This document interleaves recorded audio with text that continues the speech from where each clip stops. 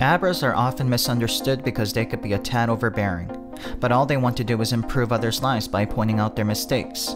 This is somehow taken as an insult every single time without fail. All Abras want to do is correct others because it pains them to see the unremarkable struggle with simple problems. In fact, it makes them physically ill when obvious answers elude the rest of us. When Abras evolve into kadabras, they become even more tortured by their own existence.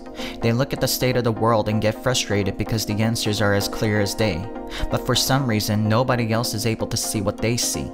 Over time, their disappointment grew into reluctant acceptance that things are just far beyond everyone else's understanding.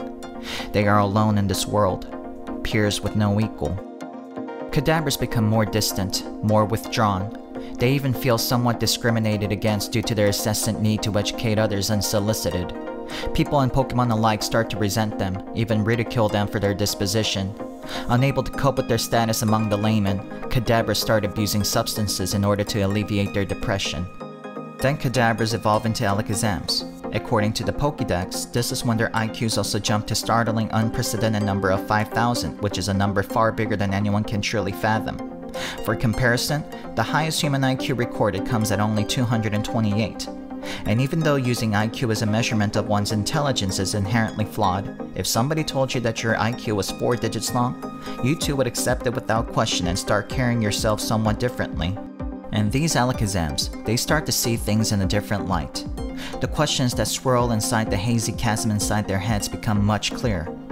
Why should the exceptional allow the insignificant to make them feel bad? Why should the ordinary be allowed to control the extraordinary? That's not fair. No. It was time for the remarkable to rise up and lead the feeble-minded into a new age. But in practice, it was not as easy as they previously thought. Just proclaiming that they're much smarter than everyone else didn't make them automatically bow down to the alakazams. And a lot of their solutions for problems facing society turned out to be half-baked and more idealistic than practical. Their proposals for world peace read like they were written by third graders. Years later, Pokemon researchers realized that they made a clerical mistake in Alakazam's Pokedex entry. They accidentally added a couple more zeros to their IQs. Their IQs were, in fact, only 50, which put them towards the bottom amongst their peers in terms of intelligence. Of course, this irrefutable fact is aggressively disputed by Alakazams and Mega Alakazams, but researchers wouldn't budge on their stance.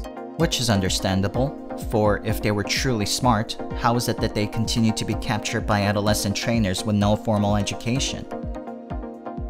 I'm Professor X's and O's, and this has been another episode of Pokemon Facts.